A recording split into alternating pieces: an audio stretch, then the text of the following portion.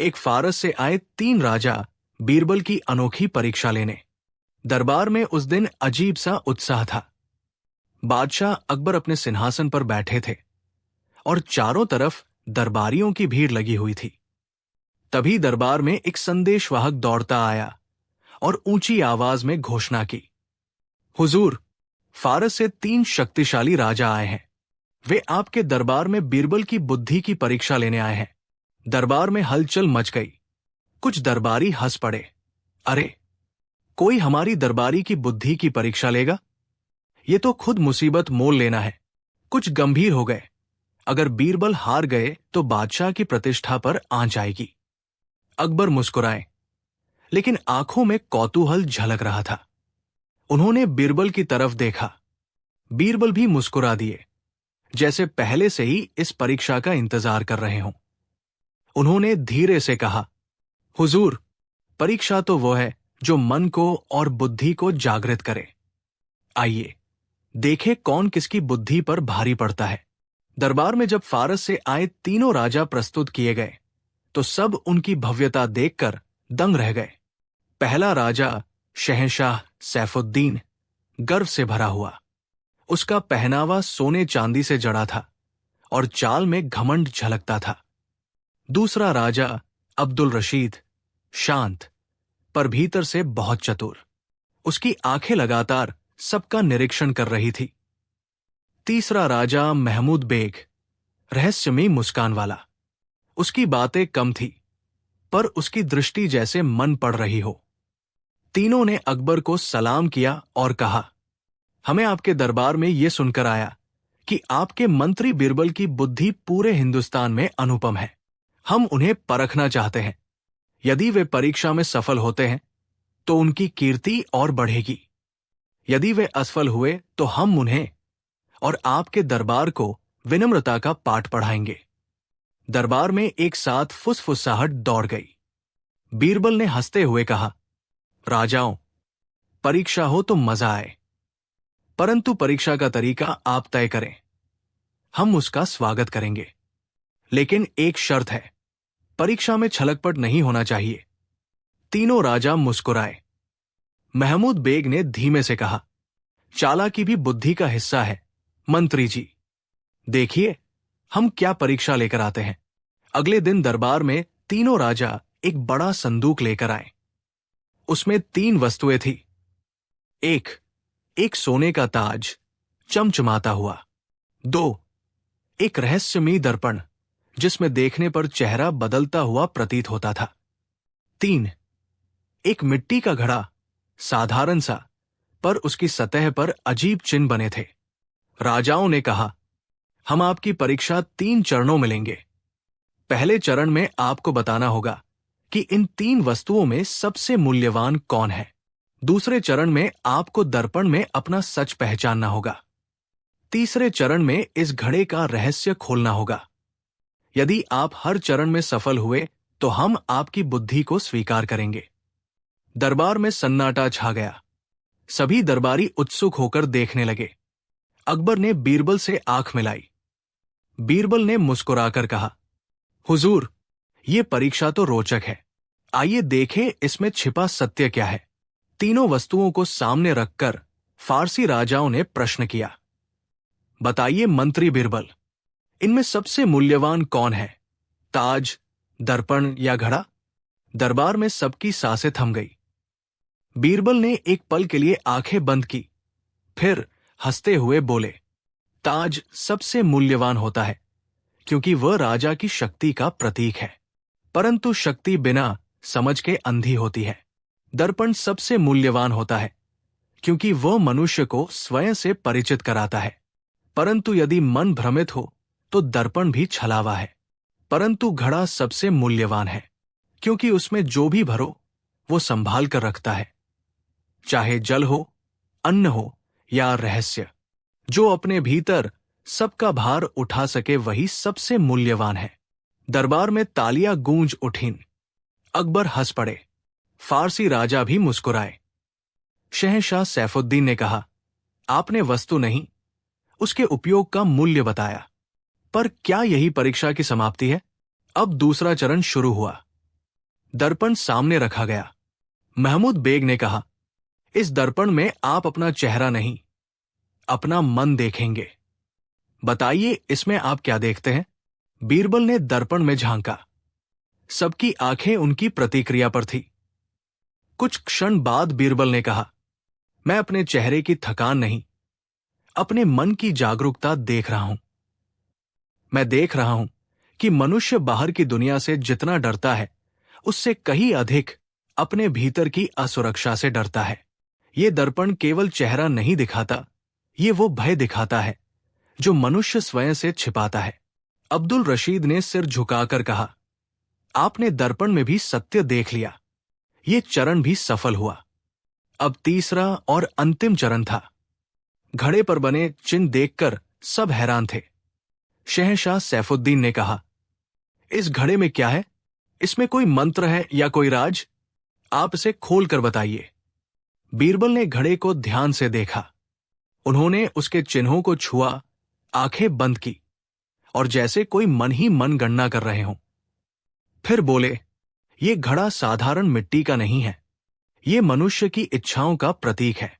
इसकी सतह पर जो चिन्ह है वे मनुष्य के स्वार्थ, लालच और भय के प्रतीक है।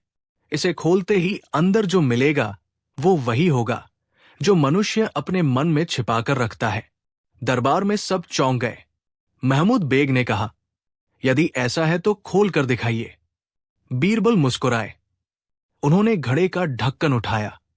अंदर कुछ नहीं था, सिर्फ खालीपन। दरबार में क्षण भर के लिए सन्नाटा छा गया। कुछ दरबारी हंस पड़े, कुछ ने आश्चर्य से देखा। बीरबल ने कहा, घड़ा खाली है क्योंकि मनुष्य चाहे जितनी चीजें भर ले, अंततः मन खाली रह जाता है। जो इसे समझ ले वही संतुष्ट होता है। तीनों फारसी राजा एक दूसरे को देखने लगे। महमूद बेग की आंखों में चमक आ गई। वो धीरे से बोला, मंत्री बीरबल, आपने हमारे 3 चरणों में विजय पाई, परंतु हम अभी एक अंतिम रहस्य लेकर आए हैं। यदि आप चाहे तो अगली रात हमारी चौथी परीक्षा में सम्मिलित हो सकते हैं, जहां आपके धैर्य, साहस और सत्य की सबसे बड़ी परीक्षा होगी। परंतु उस परीक्षा में केवल बुद्धि नहीं, आपके मन का अंधकार भी परखा जाएगा। क्या आप तैयार हैं? दरबार में सबकी सांसें थम गई। अकबर ने उत्सुकता से पूछा, चौथी परीक्षा? क्या रहस्य है? बीरबल मुस्कुराकर बोले, हुजूर, जो परीक्षा बुद्धि से आगे बढ़ती है वही मनुष्य को परखती है। मैं तैयार हूं, लेकिन पहले जानना चाहूंगा, उस परीक्षा का रहस्य क्या है? महमूद बेग ने रहस्यमय मुस्कान के साथ कहा, वो रहस्य अगली रात प्रकट होगा। तब तक आप सोचिए, क्या मनुष्य स्वयं से जीत सकता है? इतना कहकर तीनों राजा सिर झुकाकर उठे। दरबार में उत्सुकता, भय, रहस्य और रोमांच का माहौल छा गया। सबकी निगाहें बीरबल पर थी। क्या वे चौथी परीक्षा में सफल होंगे? क्या वहां कोई भूत, कोई शक्ति या कोई छुपा हुआ रहस्य उनका इंतजार कर रहा है? दरबार में धीरे धीरे कानाफूसी होने लगी। क्या बीरबल उस अंधेरे से सामना कर पाएंगे? क्या चौथी परीक्षा में राज छिपा है? क्या मनुष्य अपने मन के भय से जीत सकता है? और यही कहानी समाप्त नहीं होती। अगली रात एक ऐसी परीक्षा आने वाली है जो न केवल बीरबल बल्कि पूरे दरबार को हिला देगी। क्या होगा उस परीक्षा में? कौन जीतेगा, मन या भय? चौथी परीक्षा, बीरबल और रहस्यमयी अंधकार की चुनौती। दरबार में पिछले दिन की बात अभी ताजा थी। सबकी निगाहें बीरबल पर थी। तीनों फारसी राजा अब राजसी वस्त्रों में सज-धज कर लौटे थे, लेकिन इस बार उनके चेहरे पर हल्की मुस्कान थी, जैसे कोई बड़ा खेल खेलने वाले हों। अकबर ने उत्सुक होकर पूछा, बीरबल, क्या तुम चौथी परीक्षा के लिए तैयार हो? बीरबल ने हंसते हुए जवाब दिया, जहां सवाल हो वहां जवाब होना चाहिए, और जहां रहस्य हो वहां मैं पीछे नहीं हटता। मैं तैयार हूं, लेकिन पहले बताइए परीक्षा कहाँ होगी? महमूद बेग ने धीरे से कहा, आज आधी रात को शहर से बाहर जंगल के उस पुराने किले में। वहां न प्रकाश होगा, न आवाज, सिर्फ मन का सामना होगा। यदि आप डरे तो परीक्षा अधूरी, यदि आप टिके तो विजय आपकी होगी। दरबार में सन्नाटा छा गया। कुछ दरबारी डर से कांप उठे। कोई फुसफुसाया, किले में भूत रहते हैं। कोई बोला, रात को कौन जाएगा। अकबर ने गहरी सांस ली। उन्होंने कहा, बीरबल, ये परीक्षा तुम्हारी बुद्धि से बढ़कर है, परंतु मैं जानता हूं तुम सच से नहीं डरते। जाओ, हम तुम्हें आशीर्वाद देते हैं। बीरबल ने विनम्रता से सिर झुकाया। फिर मजाकिया अंदाज में बोले, हुजूर, भूत से डरना तो बच्चों का काम है। असली डर तो तब है जब आदमी अपनी ही चालाकी से हार जाए। चलिए, देखते हैं अंधेरे में कौन हिम्मत रखता है। दरबार में हंसी की लहर दौड़ गई, पर सबकी आंखों में जिज्ञासा बनी रही। रात का समय हुआ। बीरबल साधारण वस्त्र पहनकर निकले। उनके साथ कोई भारी सुरक्षा नहीं थी। सिर्फ एक लालटेन, एक रस्सी और एक थैली जिसमें कुछ आवश्यक सामान था। रास्ते में जाते हुए बीरबल अपने मन में बुदबुदा रहे थे, अंधकार से डरना कैसा? अगर भूत आए तो उससे कहूंगा, भूत महाराज, आइए बैठिए, चाय पिए बिना मत जाइए। आसपास की झाड़ियों में हवा की सरसराहट सुनकर बीरबल खुद ही हंस पड़ते। अरे, ये तो हवा है, कोई दुष्ट आत्मा नहीं। हां, अगर कोई आत्मा आए तो पहले उससे उसका परिचय पूछूंगा। आपका नाम, पता, क्या आप रिटायर हैं या अभी सक्रिय? ये सोचकर खुद ही खिलखिलाने लगे।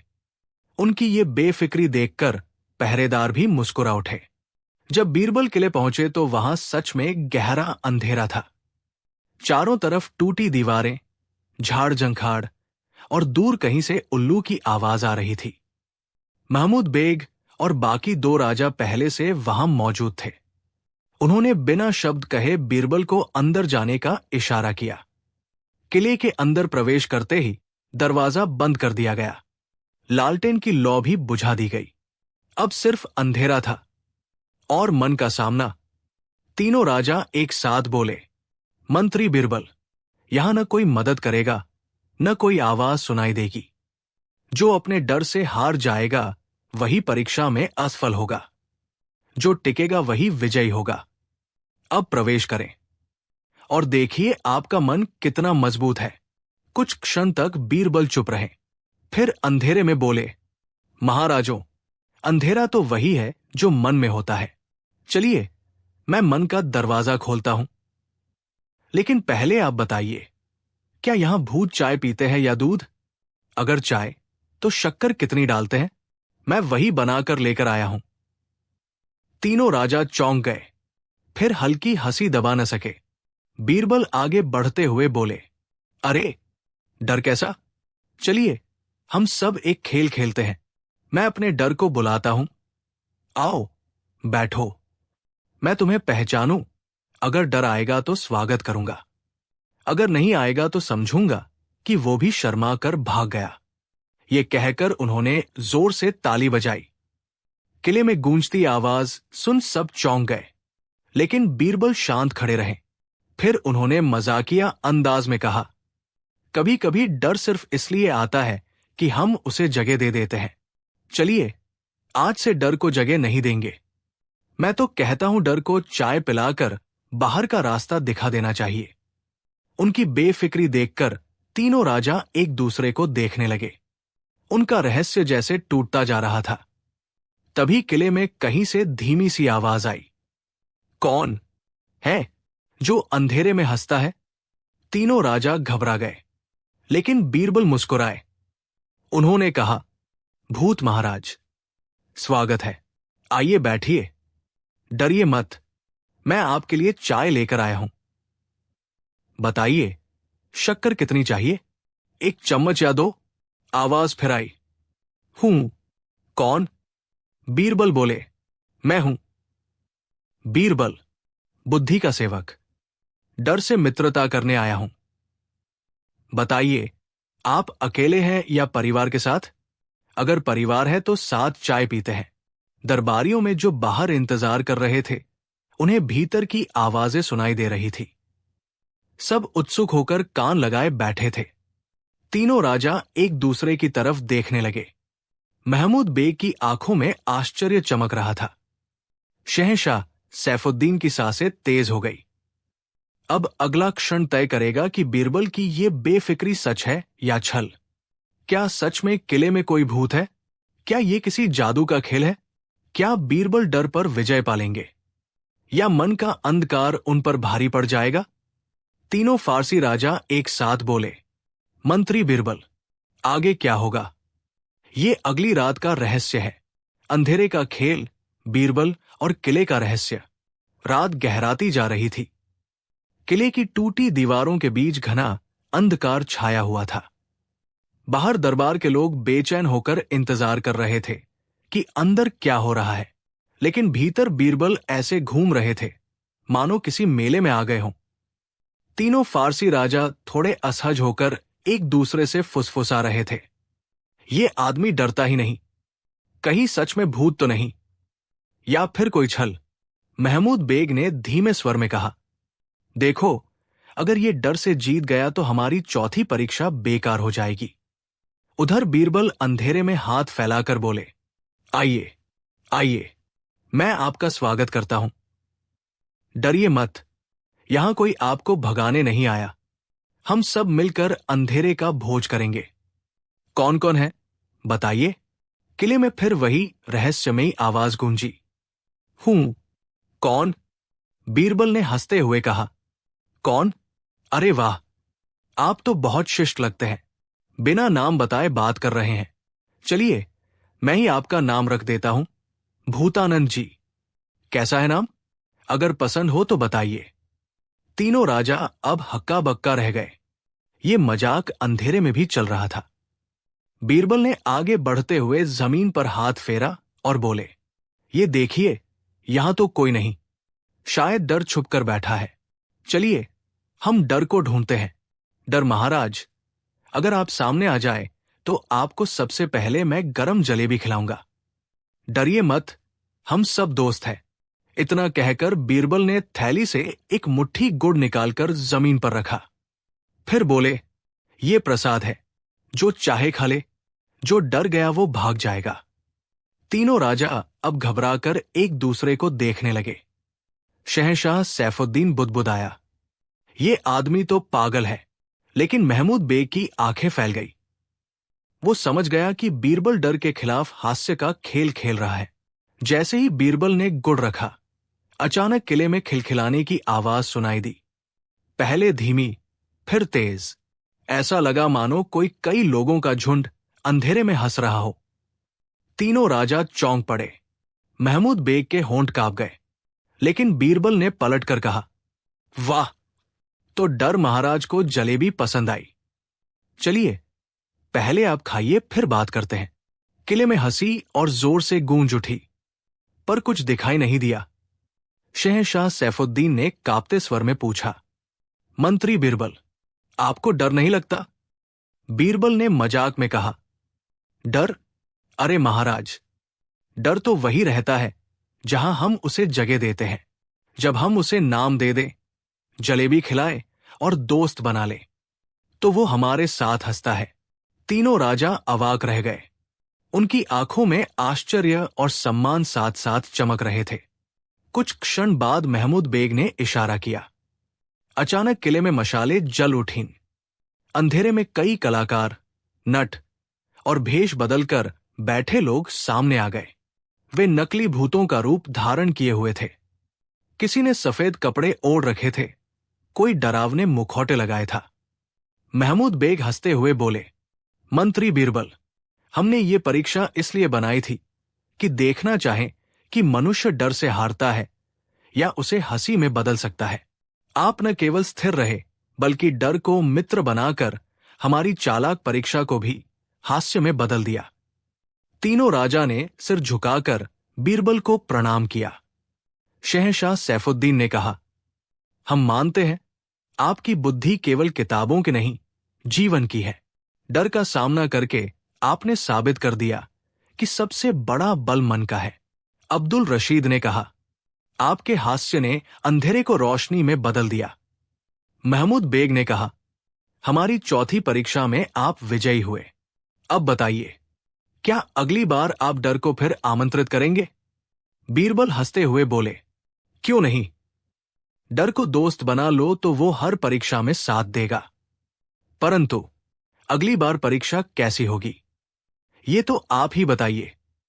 तीनों राजा एक दूसरे की तरफ देखकर मुस्कुराए।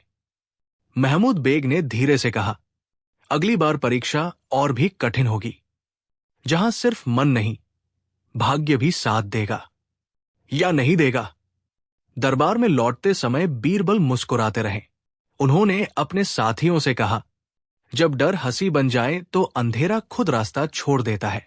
अब देखिए अगली परीक्षा में कौन सा रहस्य सामने आता है। दरबार में सबने बीरबल का स्वागत किया। अकबर ने गर्व से कहा, बीरबल, तुमने केवल बुद्धि से नहीं, अपने हास्य से भी हमें गौरवान्वित किया। लेकिन अगली परीक्षा का रहस्य क्या होगा?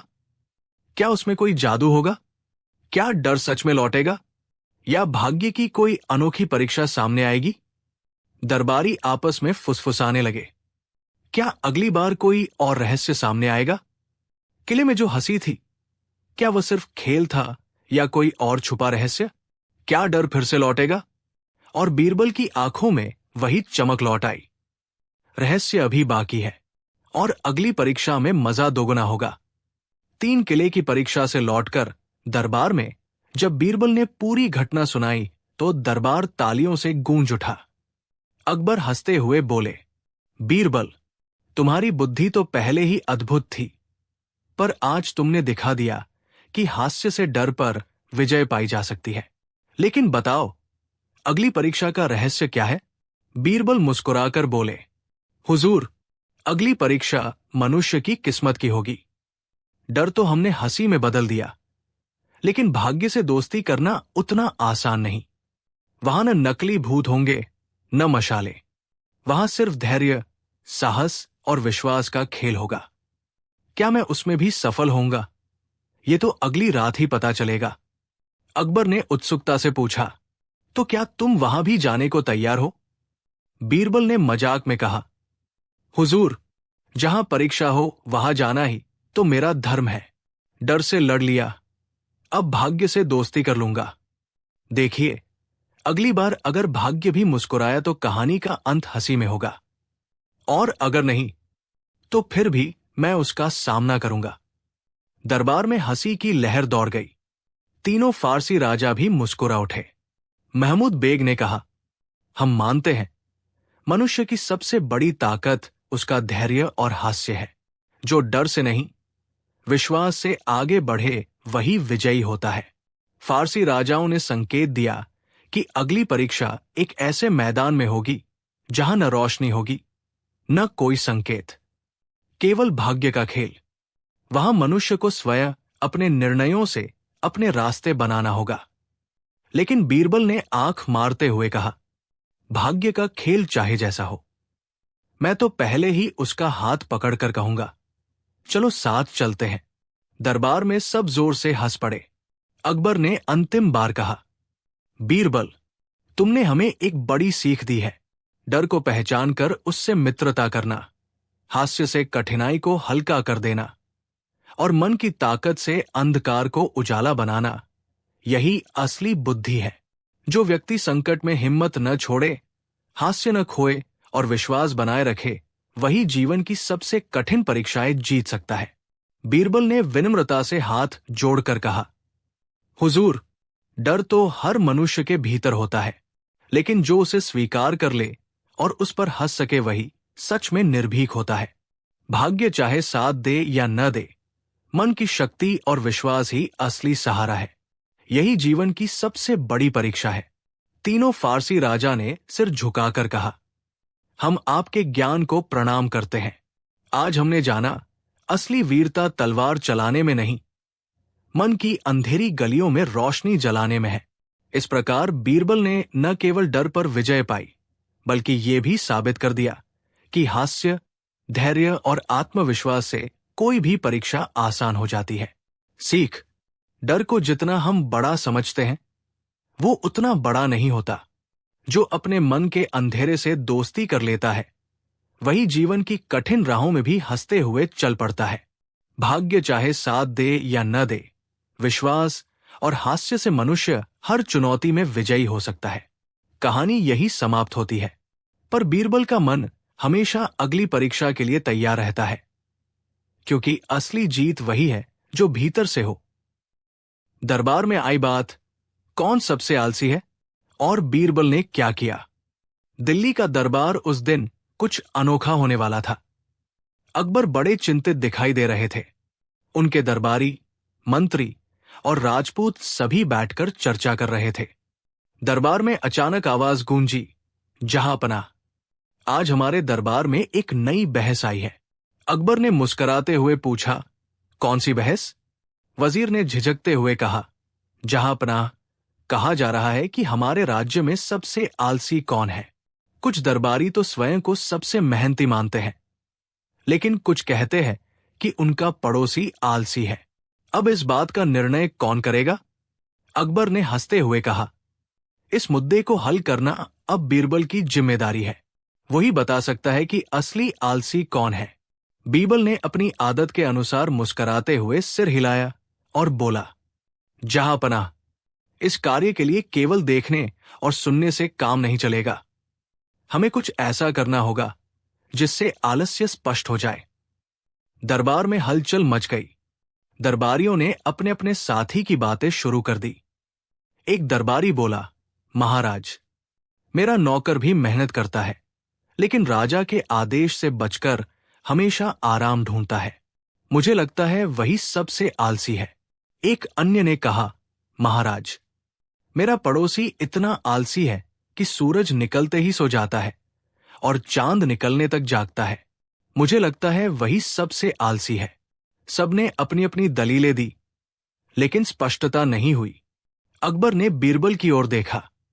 बीरबल ने कहा, जहांपनाह, यह मामला केवल बहस से हल नहीं होगा। हमें असली आलसी का परीक्षण करना होगा। मैं इसका उपाय सुझाता हूं। अकबर उत्सुक थे। बताओ बीरबल, क्या उपाय है? बीरबल ने मुस्कुराते हुए कहा, जहांपनाह, हमें सभी दरबारियों को एक साथ गांव के बाहर ले जाना होगा। वहां हर किसी को सुबह जल्दी उठकर एक सरल कार्य करना होगा। जो सबसे धीमा और आलसी होगा, उसका नाम सामने आएगा। अकबर ने आदेश दिया, तुरंत तैयार हो जाओ, हम सुबह गांव जाएंगे। सुबह सूरज के पहले ही दरबार के सभी सदस्य गांव में पहुंच गए। बीरबल ने सभी से कहा, आज हम ये देखेंगे कि सबसे आलसी कौन है। आप सभी को एक खेत में काम करना होगा। जो समय पर काम शुरू नहीं करेगा और काम में आलस्य दिखाएगा, वही सबसे आलसी है। दरबारियों ने यह सुनकर गंभीरता दिखाई, लेकिन हर किसी के भीतर छुपा हुआ आलस्य जल्द ही सामने आ गया। बीरबल ने पहले काम की योजना दी। 1. खेत की मिट्टी जोतनी है। 2. बीज बोने हैं। 3. पानी डालना है। हर कोई अपने अपने तरीके से काम करने लगा। कुछ तो बहाने बनाने लगे, कुछ जल्दी थक गए। बीरबल ध्यान से देख रहे थे। उन्होंने देखा कि मंत्री राजीव अपने हाथ मलते हुए कह रहा था, इतनी मेहनत, मैं तो पहले ही थक गया हूं। कुछ देर बैठकर आराम करना चाहिए। वही एक दरबारी, हनुमान प्रसाद, मिट्टी में घुसकर काम कर रहा था और हर काम में सबसे तेज दिख रहा था। बीरबल ने नोट लिया। उन्होंने दरबारियों से कहा, अब हम देखेंगे कि कौन सबसे आलसी है। बीरबल ने दरबार में सभी को खड़ा किया। उन्होंने कहा, जहांपनाह, आज का परीक्षण सफल रहा। सबसे आलसी वह है जो हमेशा बहाने बनाता है, काम टालता है और दूसरों की मेहनत देखकर अपनी जिम्मेदारी भूल जाता है। सभी दरबारी चौंक गए। बीरबल ने आगे बढ़कर कहा, राजा के आदेशों से बचने के लिए आलसी व्यक्ति ने सबसे अधिक बहाने बनाए, पर असली आलस्य केवल हाथ की मेहनत में नहीं, बल्कि मन की सुस्ती और जिम्मेदारी से भागने में होता है। अकबर ने पूछा, तो वो कौन है बीरबल? बीरबल मुस्कुराए और बोले, जहांपनाह, ये कोई मंत्री नहीं, कोई दरबारी नहीं, ये स्वयं मैं देख रहा हूं कि हर कोई अपने बहाने के पीछे छुपा हुआ आलस्य दिखा रहा है। असली आलसी वही है जो अपने आलस्य को स्वीकार करता है और उसे सुधारने की कोशिश नहीं करता।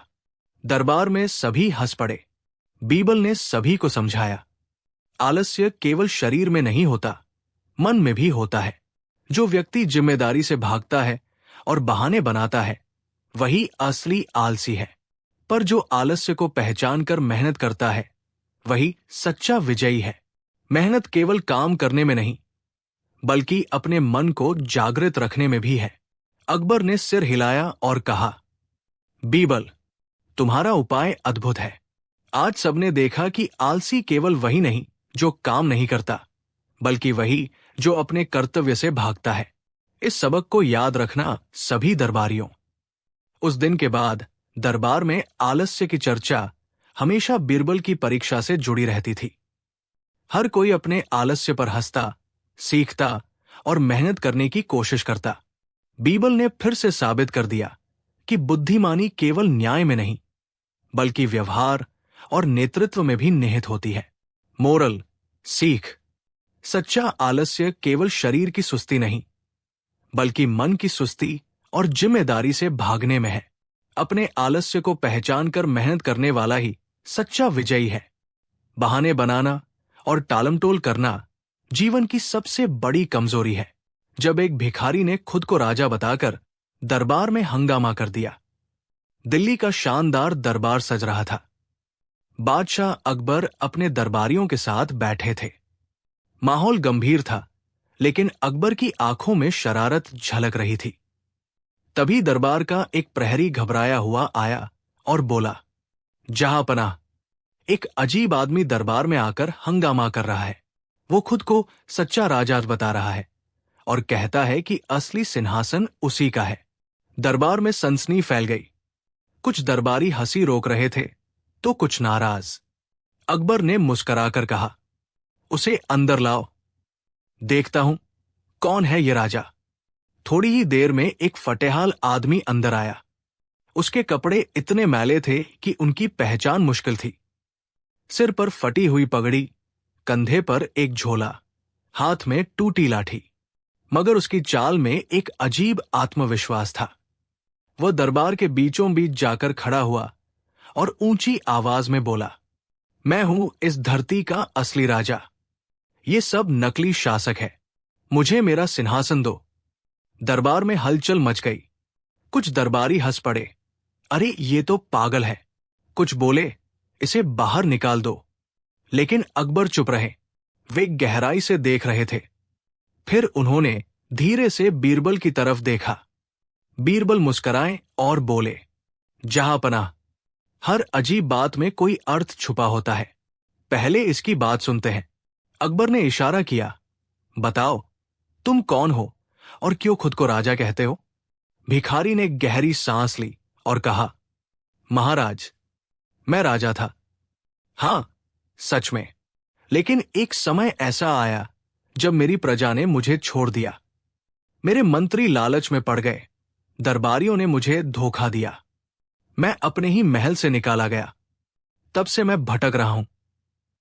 लेकिन मेरा मन आज भी उसी सिंहासन पर है। मैं राजा हूं, चाहे मेरे पास महल हो या न हो। दरबार में सन्नाटा छा गया। कुछ दरबारी सोच में पड़ गए। अकबर ने पूछा, तुम्हें किसने निकाला? भिखारी ने जवाब दिया, लालच, असावधानी और अपने ही लोगों की बेवफाई ने। बीरबल ने ध्यान से उसकी आंखों में देखा। वहां दुख था, लेकिन एक अजीब दृढ़ता भी। वजीर ने कहा, जहांपनाह, ये सब बहाने हैं। एक भिखारी को राजा कौन मान सकता है? एक अन्य दरबारी बोला, ऐसे पागलों को दंड देना चाहिए। लेकिन बीरबल ने हाथ उठाकर कहा, मालिक, क्या केवल कपड़े और महल से राजा बना रहता है? अगर मन, विचार और जिम्मेदारी राजा की पहचान है, तो ये भिखारी भी राजा कहलाने का अधिकारी हो सकता है। दरबार में हलचल बढ़ गई। अकबर ने पूछा, तो तुम क्या करना चाहते हो? बीरबल ने मुस्कुराकर कहा, आइए एक परीक्षा लें। अगर ये व्यक्ति राजा की समझ दिखा दे तो इसका सम्मान करें, नहीं तो इसे दंड भी नहीं देंगे, बल्कि मदद करेंगे। अकबर हंसे, ठीक है, परीक्षा लो। बीरबल ने भिखारी से पूछा, मान लीजिए दो किसानों में झगड़ा है। एक कहता है कि दूसरे ने उसका खेत छीन लिया, दूसरा कहता है कि खेत उसका पूर्वजों का है।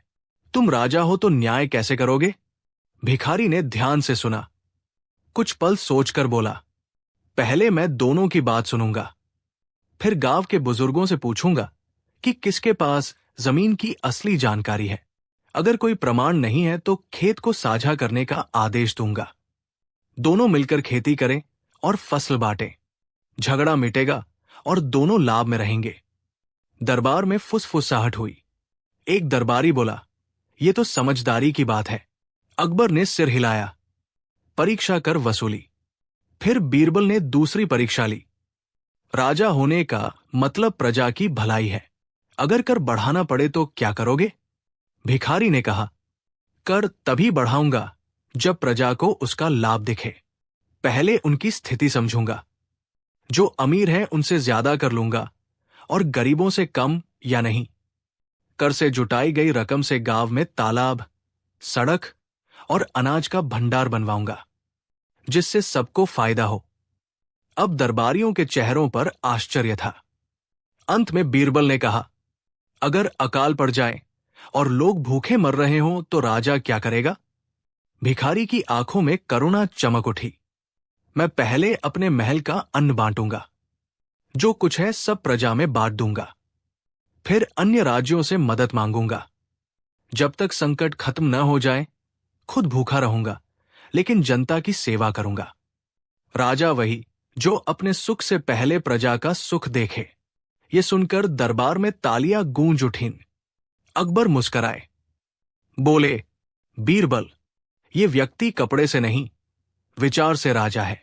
इसका मन प्रजा के लिए धड़कता है। ऐसे व्यक्ति को केवल भिखारी कहकर अपमानित करना अन्याय होगा। फिर अकबर ने भिखारी से कहा, तुम सच में राजा हो।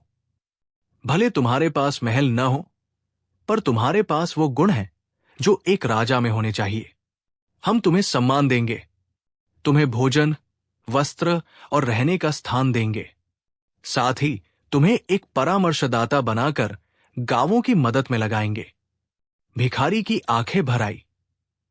वो रो पड़ा और हाथ जोड़कर बोला, जहांपनाह, आपने मुझे सम्मान दिया। मैं जीवन भर प्रजा की सेवा करूंगा। अकबर ने पूरे दरबार को संबोधित करते हुए कहा, कपड़े, महल और वैभव राजा नहीं बनाते। राजा वह है जो न्याय करे, करुणा रखे और प्रजा का भला करे। इसलिए कभी किसी को उसकी स्थिति देखकर मत आकिए। असली मूल्य उसके कर्म में है। दरबार ने एक स्वर में कहा, वाह, सही कहा। उस दिन दरबार में केवल एक भिखारी नहीं जीता, बल्कि न्याय और करुणा की जीत हुई। वो भिखारी बाद में कई गांवों का मार्गदर्शक बना। जहां भी कोई संकट होता, लोग कहते, हमारे राजा वही है जो हमारे दुख में साथ खड़े रहते हैं। मोरल, सीख, सच्चा राजा वही है जो अपने वैभव से नहीं, अपने विचार, न्यायप्रियता और करुणा से पहचाना जाता है। किसी की बाहरी हालत देखकर उसका मूल्य मत आंको। सेवा और समर्पण ही नेतृत्व की असली पहचान है। बीरबल और 3 रंगीन बत्तखों का रहस्य। सूरज की पहली किरणें मुमकिन थी कि महल की सफेद संगमरमर की दीवारों पर सोने के आभा की तरह चमक उठीं। महल के बाग में कंचे वाले फूलों पर ओस की बूंदें जमी थी और फव्वारे अपनी मध्यम ध्वनि में कलकल करते हुए ताजगी बांट रहे थे। शाही बगीचे के बीचों बीच एक चौड़े तालाब में 3 बत्तखें धीरे धीरे तैर रही थी। एक सफेद, एक काली और एक सुनहरी। तालाब के पास बैठे कुछ बच्चे इन्हें देखकर चीख चीख कर हंस रहे थे और बगीचे के किनारे कुछ नर्सरी वाले पौधे सींचने में मशगूल थे। बादशाह अकबर अपने सिंहासन से कुछ दूर एक सज्जन दीवार के पीछे छिपे हुए इन बत्तखों को देख रहे थे। पर आज अकबर केवल बत्तखों की सरदर्दी देखने नहीं आए थे। उनके चेहरे पर हल्की काव्यात्मक मुस्कान भी थी। पास ही खड़े बीरबल ने उनके हाथ में चाय की प्याली दी और कहा, जहांपनाह, आज का मौसम और ये तालाब दोनों बहुत सुकून दे रहे हैं, मगर आप थोड़े विचित्र तो नजर आ रहे हैं। अकबर ने धीमा सा हाथ भरते हुए कहा, बीरबल, आज कुछ अजीब सा हुआ। अभी सुबह सुबह एक यात्रियन आया था जिसने 3 बड़ी रंगीन बत्तखें हमें उपहार में दी और उसने कहा कि इन बत्तखों में से जो भी बत्तख सबसे ज्यादा बुद्धिमान होगी वो दरबार के सबसे बड़े सच को बता देगी। पर टीप यह है कि इन बत्तखों के साथ एक पुराना संदूक भी था और उसके अंदर कुछ रहस्य छिपा हुआ है। बीरबल ने आंखें चमकाकर पूछा, संदूक किस प्रकार का था जहांपना? और यात्रियन कहा गया? अकबर ने कहा, संदूक पर कोई चिन्ह नहीं था, पर उस पर एक पुराना नक्काशीदार नक्शा लगा हुआ था, मानो किसी नजरिए का चित्र। और यात्रियन कहकर चला गया कि अगर हम इन बत्तखों को आज शाम तक सही जगह पर रखेंगे तो राज का बड़ा रहस्य खुल जाएगा। पर मैं जानता हूं कि तुम मेरे दरबार के रत्न हो, इसलिए तुम्हें ही इस रहस्य की जांच करनी चाहिए। बीरबल ने नीचली आवाज में मुस्कुराकर कहा, जहांपनाह, बत्तखें बुद्धिमान हो या नहीं, पहले हमें यह देखना होगा कि यह उपहार किस इरादे से आया। मैं काल कारगिल का हूं, मतलब जो दिखता है वही नहीं होता। मैं शायद इन्हें एक मजेदार परीक्षा में बदल दूं। तालाब में बत्तखें ऐसी शांत दिखाई देती थी जैसे किसी राजकुमारी की सलाह का इंतजार कर रही हों। पर बीरबल ने देखा कि हर बत्तख की चाल अलग है। सफेद बत्तख बहुत विनम्र और संयमित थी, काली बत्तख चंचल और तेज तर्रार थी, और सुनहरी बत्तख की आंखों में रहस्यमय चमक थी, मानो वो किसी गुप्त बात से वाकिफ हो। बीरबल ने अपने कुछ भरोसेमंद नौकरों से कहा कि वे बत्तखों के पास जाकर उनका आहार दें और उनका व्यवहार लिख कर लाएं, पर निर्देश दिया कि किसी को भी स्पष्ट रूप में बोलने की इजाजत न हो, यानी ये जांच चुपके से होगी। जैसे ही नौकरों ने अनाज डाला, सफेद बत्तख ने धैर्य से चारा खाया, काली बत्तख ने जल्दी जल्दी खा लिया और पानी में छपाक मारकर शोर मचाया, जबकि सुनहरी बत्तख ने अनाज की परत में से कुछ चुराकर अपने पास रख लिया और फिर दूर जाकर एक पेड़ के नीचे गुनगुनाती रही। ये दृश्य बीरबल को सोचने पर मजबूर कर गया। उसने महसूस किया कि बत्तखें अपने अपने तरीके से उन तीनों गुणों का प्रतिनिधित्व कर रही थी, संयम, तेजी और चालाकी। इन बत्तखों में साहेबों, शायद जो सबसे बुद्धिमान है, वो केवल ज्ञान से नहीं बल्कि विवेक, धैर्य और समझदारी से पहचान की जाएगी। बीरबल ने अकबर से कहा। दोपहर को बीरबल ने संदूक खोला। संदूक में 3 छोटे मोहरे थे, हर मोहरे पर वही 3 रंग और एक छोटा सा संदेश लिखा था। सफेद मोहरा, सत्य की राह पर चलो। काला मोहरा, जो तेज है वही जीतता नहीं। सुनहरा मोहरा, छुपे हुए निशान सच बताते हैं। बीरबल ने इन पंक्तियों का अर्थ समझने की भरसक कोशिश की। उसने सोचा कि बत्तखों के व्यवहार और इन मोहरों के संदेश में कोई तार जुड़ा हुआ है। तभी वो समझ गया कि ये कोई साधारण उपहार नहीं, बल्कि एक बुद्धि खेल है। उसने तत्काल तीनों बत्तखों के लिए 3 अलग अलग परीक्षाएं निर्धारित की। हर परीक्षा का मकसद ये जानना था कि कौन सी बत्तख सबसे अधिक विवेकशील है। पहली परीक्षा में बीरबल ने तालाब के पास एक पुराने बाजार का अभिनय करवा दिया। उसने 2 अभिनेताओं को तैयार किया, एक गरीब किसान और एक झूठा व्यापारी। किसान का कहना था कि व्यापारी ने उसके बैल की चोरी कर ली, जबकि व्यापारी कहता था कि बैल किसान का ही था। दोनों को तालाब के किनारे खड़ा कर दिया गया। भीड़ इकट्ठी करने का आदेश दिया गया, पर सबको केवल देखने की अनुमति थी, बोलने की नहीं। यह बीरबल का नियम था, पहले देखो फिर आकलन करो। काली बत्तख जोर से गुस्साई और तालाब की तरफ भागकर अन्य बत्तखों को भेड़ती हुई किसानों के पास आकर पटक दी, मानो वो किसान के पक्ष में हो।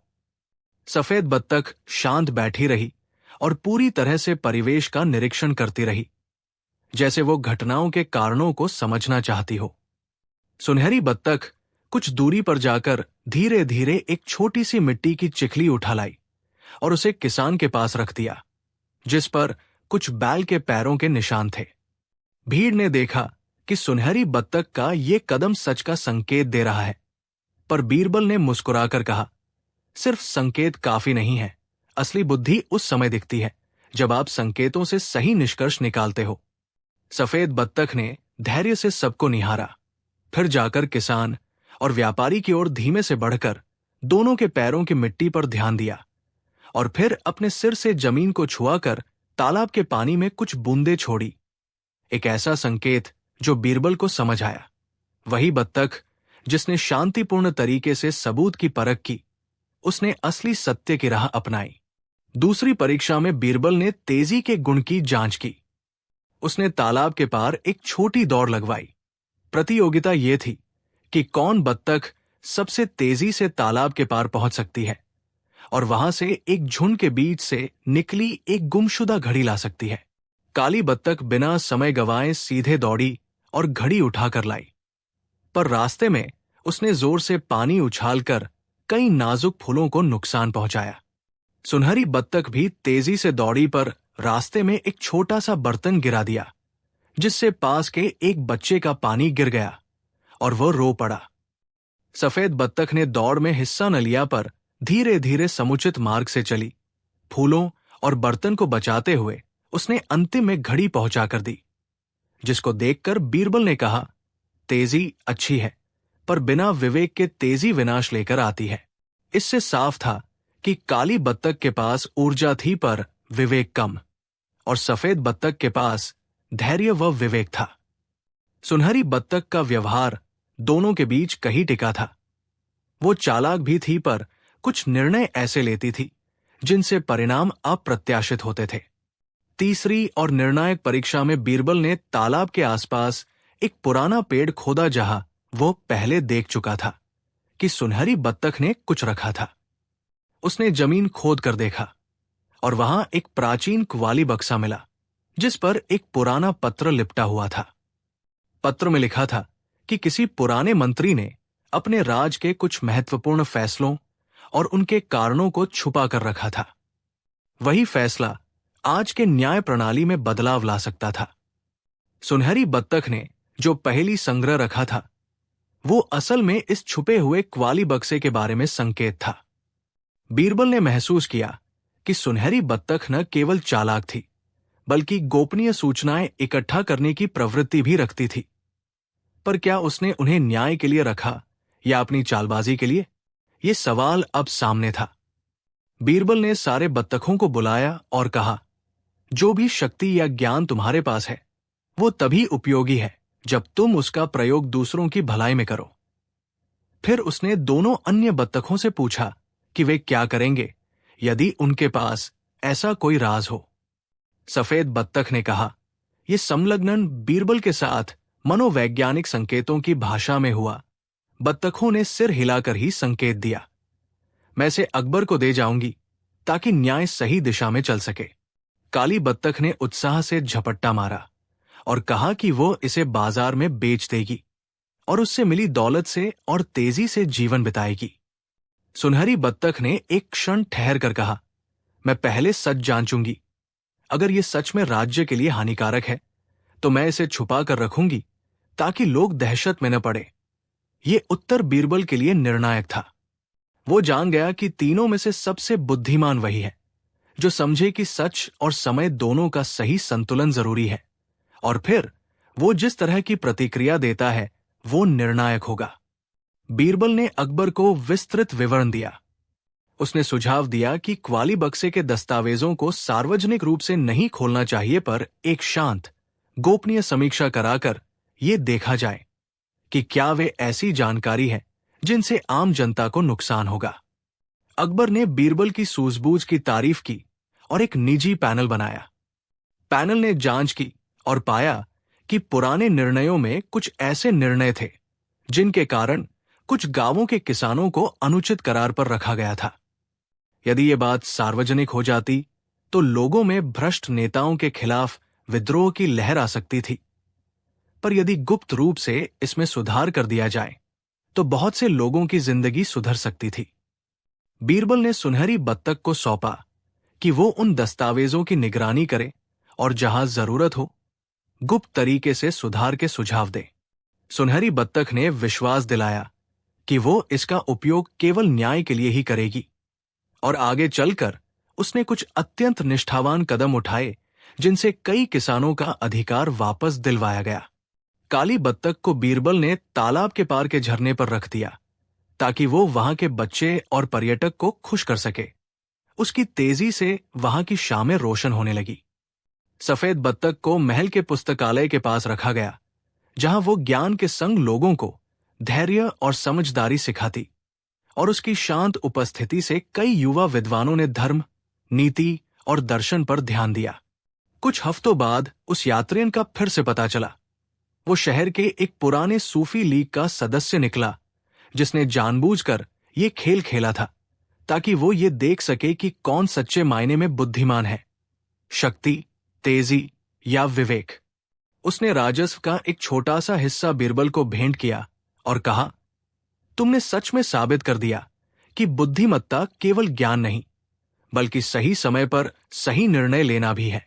अकबर ने हंसते हुए बीरबल का शीश आघू किया और कहा, बीरबल, तुम्हारी सूझबूझ ने फिर से मेरा राज बचाया। तुमने तीनों गुणों, संयम, तेजी और चालाकी का सही उपयोग दिखाया। बीरबल ने विनम्रता से कहा, जहांपनाह, असली बुद्धि वही है जो समाज की भलाई में काम आए, और असली शक्ति वही है जो दूसरों को बड़ा करे, न कि छोटा। मोरल, सीख जो दिल पर रहे।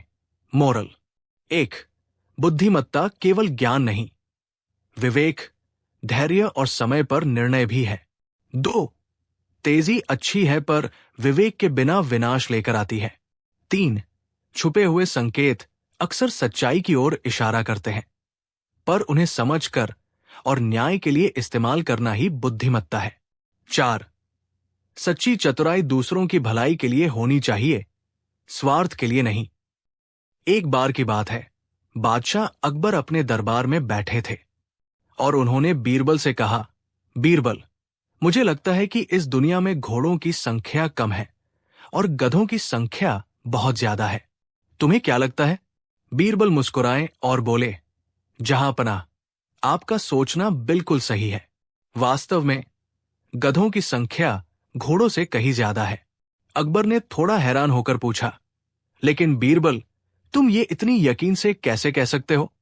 बीरबल ने जवाब दिया, जहांपनाह, मैं आपको इसका प्रमाण दे सकता हूं। अगर आप चाहें तो मैं आपको इस बात का सबूत भी दे सकता हूं। अकबर उत्सुक हो गए। उन्होंने कहा, ठीक है बीरबल, अगर तुम ये साबित कर सकते हो तो मैं तुम्हें इनाम दूंगा। बीरबल ने कहा, ठीक है जहांपनाह, मुझे कुछ दिनों का समय चाहिए। कुछ दिनों बाद बीरबल दरबार में आए और उनके साथ एक अजीब सा व्यक्ति था, जिसके सिर पर एक बड़ा सा टोपी था और वो व्यक्ति बहुत उदास दिख रहा था। अकबर ने पूछा, बीरबल, ये कौन है और ये इतना उदास क्यों दिख रहा है? बीरबल ने जवाब दिया, जहांपनाह, ये आदमी मेरा पड़ोसी है। ये बेचारा बहुत परेशान है। अकबर ने पूछा, किस बात से परेशान है? बीरबल ने कहा, जहांपनाह, ये आदमी अपने गधे को ढूंढ रहा है। इसका गधा पिछले कुछ दिनों से गायब है और ये आदमी उसे ढूंढ ढूंढ कर थक गया है। अकबर को उस आदमी पर दया आ गई। उन्होंने कहा, ठीक है, हम तुम्हारी मदद करेंगे, लेकिन हमें कैसे पता चलेगा कि तुम्हारा गधा कैसा दिखता है? बीरबल ने मुस्कुराते हुए कहा, जहांपनाह, यही तो बात है। ये आदमी अपने गधे को पहचानता नहीं है। अकबर और दरबार के सभी लोग हैरान हो गए। अकबर ने कहा, ये कैसे हो सकता है? कोई अपने ही गधे को कैसे नहीं पहचान सकता? बीरबल ने कहा, जहांपनाह, ये आदमी इतना सीधा साधा है कि इसने कभी अपने गधे पर ध्यान ही नहीं दिया। इसे बस एक गधा चाहिए था और इसे मिल गया। अब जब वो गधा गायब हो गया है तो इसे पता ही नहीं कि वो कैसा दिखता था। बीरबल ने आगे कहा, जहांपनाह, मैंने इस आदमी को पूरे शहर में भेज दिया है और ये सबसे पूछ रहा है कि क्या किसी ने इसके गधे को देखा है, लेकिन ये बेचारा किसी को ये नहीं बता पा रहा है कि इसका गधा कैसा दिखता था। अकबर को अब बात समझ में आने लगी थी। उन्होंने कहा, बीरबल, तो तुम ये कहना चाहते हो कि जो लोग बिना सोचे समझे किसी भी चीज को अपना लेते हैं और उस पर ध्यान नहीं देते, वे गधे के समान हैं? बीरबल ने सिर हिलाया और कहा, जी जहांपनाह, बिल्कुल सही कहा आपने, और ऐसे लोग दुनिया में बहुत हैं। अकबर मुस्कुराए। उन्होंने कहा, बीरबल, तुमने फिर से अपनी बुद्धिमत्ता का प्रमाण दिया है। तुम्हारा सोचना बिल्कुल सही है। घोड़ों की संख्या कम है, लेकिन गधों की संख्या बहुत ज्यादा है। अकबर ने बीरबल को इनाम दिया और दरबार में मौजूद सभी लोग बीरबल की बुद्धिमत्ता की प्रशंसा करने लगे। ये कहानी हमें सिखाती है कि हमें हमेशा हर चीज पर ध्यान देना चाहिए और समझदारी से काम लेना चाहिए, नहीं तो हम भी कभी कभी गधे बन सकते हैं। जब अकबर ने बीरबल से मांगा, अदृश्य आदमी। फतेहपुर सीकरी का दरबार। सुबह का समय। बादशाह अकबर अपने सुनहरे सिंहासन पर बैठे थे और दरबारी तरह की चापलूस बातें कर रहे थे। तभी अकबर के मन में एक अजीब सी जिज्ञासा जागी। क्या सचमुच इस दुनिया में कोई अदृश्य आदमी हो सकता है? उन्होंने दरबारियों की ओर देखा और मुस्कुराते हुए बोले, अगर इस दुनिया में कोई अदृश्य आदमी है तो मैं उसे अपनी आंखों से देखना चाहता हूं। दरबार सन्न रह गया। सब एक दूसरे का मुंह ताकने लगे। आखिरकार बीरबल से नजरें टकराईं। अकबर बोले, बीरबल, अब ये जिम्मेदारी तुम्हारी है। मुझे किसी भी हाल में अदृश्य आदमी चाहिए। दरबारी सोच में पड़ गए। कोई बोला, जहांपनाह, अदृश्य आदमी तो केवल कहानियों में होते हैं।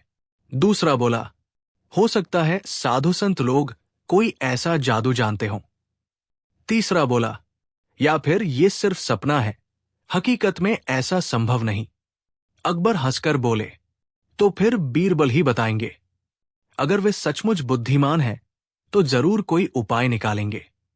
बीरबल ने नम्रता से झुककर कहा, जहांपनाह, अदृश्य आदमी तो मैं आपको जरूर दिखाऊंगा, लेकिन उसके लिए कुछ दिन का समय चाहिए। अकबर ने आदेश दे दिया। बीरबल सीधे शहर की गलियों में निकल पड़े। वे जानते थे कि अकबर की ये मांग सिर्फ मजाक नहीं, बल्कि उनकी परीक्षा है। उन्होंने सबसे पहले उन लोगों की सूची बनाई जो चोरी, झूठ और चालाकी में माहिर थे। बीरबल बुदबुदाए, अदृश्य आदमी तो कोई होता नहीं, लेकिन जो इंसान चोरी करते वक्त पकड़ा न जाए, वही तो अदृश्य कहलाता है। अब बीरबल का दिमाग घूमने लगा। बीरबल ने शहर में ऐलान करवा दिया, बादशाह को अदृश्य आदमी चाहिए। जो ये साबित करेगा कि वो अदृश्य है, उसे खजाने से इनाम मिलेगा। ये सुनकर शहर भर के चालाक, ठग, साधु और चोर दरबार की ओर भागे। कोई कहता, मैं मंत्र पढ़कर अदृश्य हो जाता हूं। कोई कहता, मैं काला कपड़ा ओढ़कर गायब हो सकता हूं। कोई कहता, मेरे पास ऐसा चूर्ण है, खाने से शरीर अदृश्य हो जाता है। दरबार एकदम मेले जैसा लगने लगा। अकबर हंसते हुए बोले, बीरबल, देख लो, कितने लोग दावा कर रहे हैं। अब इन्हें परखना तुम्हारा काम है। बीरबल ने सबको महल के आंगन में बुलाकर एक अनोखी परीक्षा रखी। उन्होंने कहा, अगर तुम सचमुच अदृश्य हो सकते हो तो इस आंगन में खड़े होकर सबकी नजरों से गायब होकर दिखाओ। सबने तरह तरह की कोशिशें की। कोई कपड़े से ढक गया, कोई धुएं में गायब होने की कोशिश करने लगा, लेकिन सब नाकाम रहे। अकबर जोर जोर से हंस पड़े। बीरबल ने गार्ड से कहा, महल की कोठरी से वो आदमी लाओ जिसे चोरी करते पकड़ा गया था। गार्ड एक दुबला पतला चोर लेकर आए। बीरबल ने मुस्कुराकर कहा, जहांपनाह, ये वही अदृश्य आदमी है जिसकी आप तलाश कर रहे थे। अकबर ने भौहें चढ़ाई। ये कैसा मजाक है बीरबल? ये तो साफ दिख रहा है। बीरबल हंसकर बोले, जहांपनाह, ये आदमी तभी पकड़ा गया जब उसने चोरी में गलती की, वरना ये सालों तक लोगों की आंखों के सामने रहा, लेकिन किसी को दिखाई नहीं दिया। जो इंसान चोरी करके भी पकड़ में न आए, वही तो असली अदृश्य है। अकबर ठाका मारकर हंस पड़े। वाह बीरबल, तुमने तो मेरी जिज्ञासा का अनोखा जवाब दे दिया। दरबारी एक दूसरे को देखने लगे। कोई बोला, सच में, जो आदमी चालाकी से दूसरों की आंखों से बच जाता है, वही अदृश्य कहलाता है। कोई बोला, बीरबल ने तो असंभव को संभव कर दिया। अकबर ने चोर को सजा सुनाई और बीरबल को इनाम। लेकिन कहानी यही खत्म नहीं हुई। दरबार से निकलते ही बीरबल को एक बूढ़ा साधु मिला। साधु बोला, बीरबल, अदृश्य आदमी सिर्फ चोर नहीं होता। असली अदृश्य तो वो है जो अच्छाई करके भी दिखावा नहीं करता, जिसे दुनिया नहीं पहचान पाती, लेकिन उसका काम सबसे महान होता है। बीरबल गहरे सोच में पड़ गए। अगले दिन बीरबल ने दरबार में साधु की बात सुनाई। अकबर भावुक हो उठे। सच कहा बीरबल, असली अदृश्य तो वही है जो बिना नाम शोहरत के चुपचाप भलाई करता है। हमें भी ऐसे लोगों की पहचान करनी चाहिए। दरबार गूंज उठा, जहां पनाह की जय हो, बीरबल की जय हो। सीख, असली अदृश्य वही है जो दूसरों के सामने होकर भी पहचाना न जाए। चोर अपनी चालाकी से अदृश्य लगता है, लेकिन असली महिमा उन लोगों की है जो भलाई करते हुए भी नाम नहीं चाहते। अकबर को अपनी जिज्ञासा का जवाब मिला और बीरबल ने फिर साबित किया कि बुद्धि और हास्य सबसे बड़ी ताकत है। जब अकबर ने बीरबल से कहा, मुझे बिना सिर वाला आदमी चाहिए, फतेहपुर सीकरी का दरबार हमेशा की तरह भरा हुआ था। बादशाह अकबर अपने सिंहासन पर बैठे थे। अचानक उन्होंने दरबारियों की ओर देखते हुए कहा, मुझे बिना सिर वाला आदमी चाहिए। जो मुझे ऐसा आदमी दिखा देगा, उसे सोने से नवाजा जाएगा। सुनते ही दरबारियों की आंखें फटी की फटी रह गई। कोई खांसने लगा, कोई हैरान रह गया। सबने सोचा, बिना सिर वाला आदमी, ये तो असंभव है। लेकिन अकबर के चेहरे पर एक रहस्यमयी मुस्कान थी। एक दरबारी बोला, जहांपनाह, बिना सिर वाला आदमी तो केवल सपनों में हो सकता है। दूसरा बोला, ऐसा तो सिर्फ जादूगर दिखा सकता है। तीसरा बोला, या फिर बुत, मूर्ति बनाकर दिखाया जा सकता है। अकबर ने सबकी बातें सुनकर हंसते हुए कहा, नहीं, मुझे असली जिंदा आदमी चाहिए, बिना सिर वाला, और ये काम बीरबल को करना होगा। दरबार में हलचल मच गई। बीरबल उठे और हाथ जोड़कर बोले, जहांपनाह, ये आसान काम नहीं है, लेकिन नामुमकिन भी नहीं। अकबर ने भौहें चढ़ाई, तो फिर देर मत करो बीरबल, मुझे जल्द ही ऐसा आदमी दिखाओ। दरबारियों ने सोचा, इस बार तो बीरबल फंस गए। देखना, अब की बार नहीं बच पाएंगे। बीरबल सीधी शहर की गलियों में निकल पड़े। उन्होंने तरह तरह के लोगों से बात की, किसानों से, मजदूरों से, साधुओं से, यहां तक कि चोरों से भी। रात को घर लौटते समय वे सोच रहे थे, बिना सिर का आदमी असल में कौन हो सकता है? ऐसा इंसान जो दिमाग से बिल्कुल खाली हो। हां, यही तो है असली बिना सिर वाला आदमी। उनके होंठों पर हल्की मुस्कान तैर गई। अगले दिन बीरबल दरबार में पहुंचे। उन्होंने बादशाह से कहा, जहांपनाह, मैंने बिना सिर वाले आदमी को खोज निकाला है। दरबार में कानाफूसी शुरू हो गई। सचमुच? कैसे संभव है? अब तो मजा आएगा। अकबर ने उत्सुकता से पूछा, तो कहाँ है वो आदमी? बीरबल ने मुस्कुराते हुए एक दरबारी की ओर इशारा किया।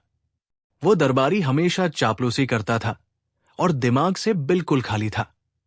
बीरबल बोले, जहांपनाह, यही है बिना सिर वाला आदमी। सिर तो इनके कंधों पर है, लेकिन अक्ल नाम की चीज इनमें जरा भी नहीं। असल में ये बिना सिर वाला ही है। दरबार ठहाकों से गूंज उठा। अकबर हंसते हंसते कुर्सी पकड़कर बैठ गए। जिस दरबारी का नाम लिया गया था, उसका चेहरा लाल पड़ गया। वो हकलाते हुए बोला, जहांपनाह, ये तो बीरबल की चाल है। मैं तो हमेशा आपकी सेवा में रहता हूं। अकबर मुस्कुराते हुए बोले, सेवा में रहना अच्छी बात है, लेकिन बिना अक्ल के रहना मूर्खता है। बीरबल ने सही कहा, असली बिना सिर वाला आदमी वही है जो दिमाग का इस्तेमाल न करे। अकबर ने बीरबल को कीमती हीरे जवाहरात से नवाजा और दरबारियों को चेतावनी दी, याद रखो, सिर सिर्फ दिखाने के लिए नहीं होता, सोचने के लिए भी होता है। सारा दरबार बीरबल की बुद्धि का कायल हो गया। सीख, असली का बिना सिर वाला आदमी वही है जो अक्ल का इस्तेमाल न करे। सिर्फ शरीर से इंसान नहीं, बल्कि बुद्धि से इंसान महान बनता है। अकबर की जिज्ञासा ने फिर साबित कर दिया कि बीरबल की हाजिर जवाबी सबसे बड़ी ताकत है।